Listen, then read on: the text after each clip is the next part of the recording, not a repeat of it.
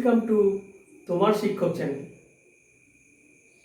আজ আমরা special theory of রিলেটিভিটির দুটো পোস্টুলেট সম্পর্কে ডিসকাস করব। ভিডিওতে যাওয়ার আগে যারা চ্যানেলটি সাবস্ক্রাইব করনি তারা সাবস্ক্রাইব করে নাও। তোমরা ভিডিওটি শেষ পর্যন্ত দেখবে, যদি ভালো লাগে অবশ্যই লাইক, শেয়ার এবং কমেন্ট করবে। চলো স্টার্ট করা যাক। স্পেশাল থিওরি অফ রিলেটিভিটির আগে টাইমকে বা সময়কে অ্যাবসলিউট ধরা হতো, মানে এর কোনো পরিবর্তন হয় না। কিন্তু special theory of relativity explain করার সময় বলা হলো টাইম অ্যাবসলিউট নয়। কোনো একটা অবজেক্টে আমাদের পজিশন বলতে গেলে কী লাগে? এক্স, ওয়াই, জেড কোঅর্ডিনেট লাগে।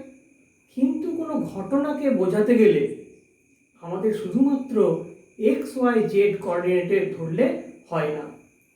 তখন কিন্তু আইনস্টাইন কি বললেন? একটা টাইম কোঅর্ডিনেটকে অ্যাড করলেন। তাহলে এক্স, ওয়াই, জেড থাকলো আর টাইম থাকলো টি। এই চারটে কোঅর্ডিনেটকে একসঙ্গে করা হলো স্পেস টাইম কোঅর্ডিনেট। এবার special theory of relativity discuss করার আগে স্পেশাল থিওরি অফ রিলেটিভিটি যার উপর বেস করে দাঁড়িয়ে আছে সেটা হলো দুটো পোস্টুলেটসের ওপর গোটা স্পেশাল থিওরি অফ রিলেটিভিটি দাঁড়িয়ে আছে। আমরা সেই দুটো পোস্টুলেটই আজকে ডিসকাস করব। এক নম্বর পোস্টুলেট কি? পোস্টুলেট নাম্বার 1। তাহলে এক নম্বর পোস্টুলেট কি বলছে?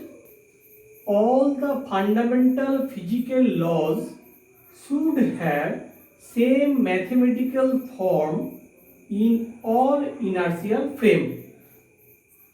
All the fundamental physical laws. Fundamental physical laws কোনগুলো? যেমন মনে করো নিউটন লজ অফ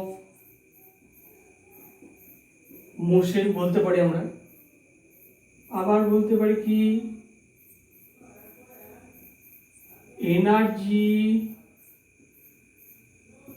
কনজারভেশন। ঠিক আছে। আবার বলতে পারি কি লিনিয়ার অ্যান্ড অ্যাঙ্গুলার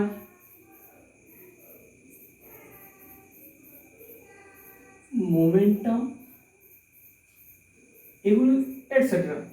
এরকম ধরনের আমাদের যত বেসিক জিনিস আছে, all the fundamental physical laws should have same mathematical form.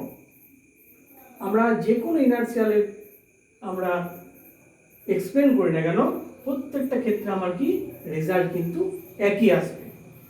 এবার ইনার্সিয়াল ফ্রেম কোনটা? আমরা আগেই বলেছিলাম ইনার্সিয়াল ফ্রেম হচ্ছে কি বলেছিলাম? একটা মনে করো আমাদের রেস্ট ফ্রেম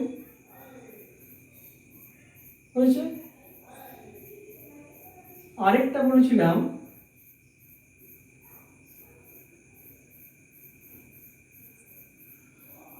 কনস্ট্যান্ট ভেলোসিটিতে মুভ করছে।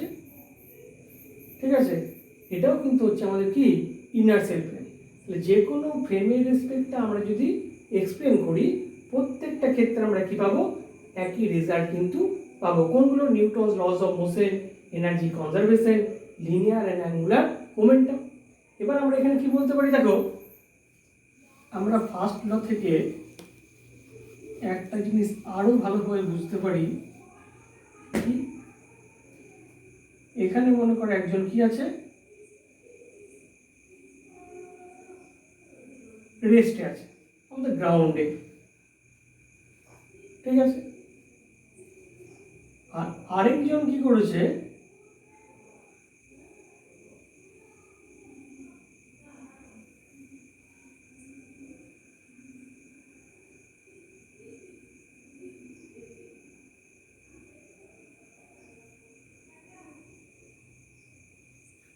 একজন কিন্তু এই প্লেনের মধ্যে আছে, ঠিক আছে। প্লেনটা যদি আমার কনস্ট্যান্ট ভেলোসিটি, এই প্লেনটা যদি কনস্ট্যান্ট ভেলোসিটি বা ইউনিফর্ম ভেলোসিটিতে মুভ করে, তাহলে এর ভিতরে যে মানুষটি থাকবে সেও কিন্তু নিজেকে রেস্ট বলে মনে করবে। আর এ কি দেখবে, এ মুভ করছে, এ নিজে রেস্ট আছে। আবার আমরা বলতে পারি এটা গ্রাউন্ডের রেসপেক্ট ধরছি। এবার আমাদের পৃথিবী কি করছে, একটা কনস্ট্যান্ট ভেলোসিটিতে মুভ করছে বলে কি আমরা সেটাও কিন্তু ফিল করতে পারছি না, আমরা রেস্ট বলেই ভাবছি।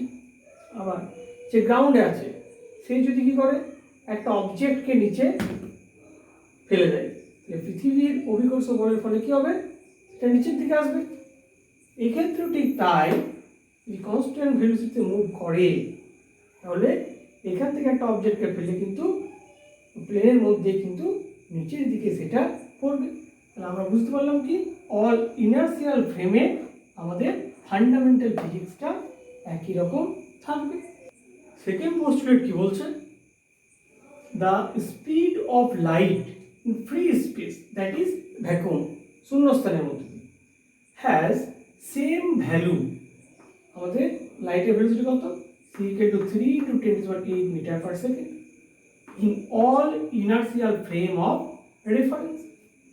আমরা যে কোনো ইনার্সিয়াল ফ্রেমে দেখি না কেন, আমাদের লাইটের ভেলোসিটি কিন্তু আমার ফ্রি স্পেসে কোনোদিন চেঞ্জ হবে না।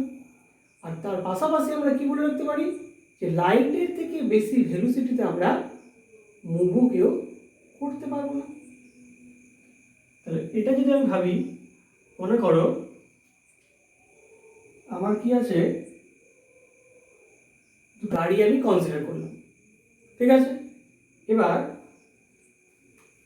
এটা মনে করছি আমি মুভ করছে 50 কিলোমিটার পার আওয়ার বেগে, হয়েছে। আর এই কারটা এই দিক বরাবর মুভ করছে কত, 40 কিলোমিটার পার আওয়ার বেগে। এও কনস্ট্যান্ট ভেলোসিটি, এও কনস্ট্যান্ট ভেলোসিটি, ঠিক আছে। এবার তাহলে রিলেটিভ ভেলোসিটি কত, এই কারটা মানে এখানে যে প্যাসেঞ্জারটা আছে বা ড্রাইভারটা আছে সে কি দেখছে, রিলেটিভ ভেলোসিটি কি দুটো অপোজিট ডিরেকশন বলে কি অ্যাড হয়ে যাচ্ছে। তাহলে আমার রিলেটিভ ভেলোসিটি দাঁড়িয়ে গেল কত, 50 + 40, that is 90 kilometre per hour, হয়েছে। এ কি দেখছে, এখানে যে ড্রাইভার আর প্যাসেঞ্জার আছে এই গাড়িটিকে দেখছে কি, তাহলে রিলেটিভ ভেলোসিটি দেখছে, এরা যাচ্ছে 40, এ যাচ্ছে 50, এও দেখছে তখন কি 90 কিলোমিটার পার আওয়ার বেগে যাচ্ছে। রিলেটিভ ভেলোসিটি আমাদের কমে যাচ্ছে। কিন্তু এখানে কি বলছে, the speed of light in free space has same value. এবার আমি যদি লাইটের কথাটা কনসিডার করি, এর এখানে একটা লাইট আছে,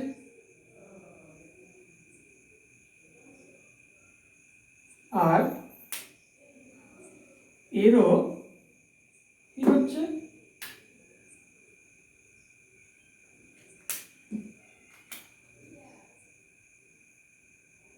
এরও কিন্তু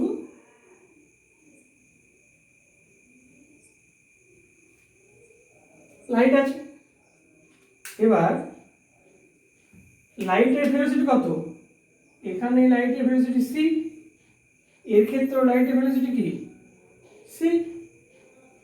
তাহলে রিলেটিভ আমাদের লাইটের ভেলোসিটি কত হওয়া উচিত, যখন দেখছে c + c = 2c, কিন্তু না, এইটা কিন্তু আমাদের হবে না। তাহলে কি হবে, speed of light in free space has same value, লাইটের ভেলোসিটি কিন্তু 3 × 10⁸ মিটার পার সেকেন্ডই থাকবে। তার মানে বোথ কার বা দুটোই গাড়ি আমাদের কি দেখবে, লাইটের ভেলোসিটি কিন্তু সি দেখবে বা রিয়েলাইজ করবে। বোঝা গেল, আমাদের বাস্তব পরিস্থিতি যেমন হয় লাইটের ভেলোসিটি কিন্তু আমাদের পরিবর্তন করতে পারবো না, লাইটের চেয়ে বেশি ভেলোসিটি থেকে অতিক্রম করতে পারবে না, লাইটের ভেলোসিটি কিন্তু কি থাকবে, আবার সেম থাকবে। এবার এটাকে যদি আমি এইভাবে দেখা যায়,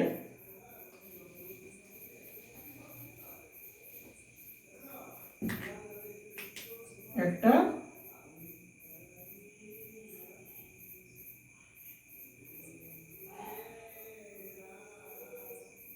প্লেন যাচ্ছে, ঠিক আছে,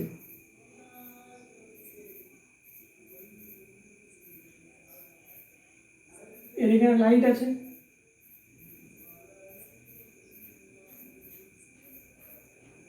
যে গ্রাউন্ডে আছে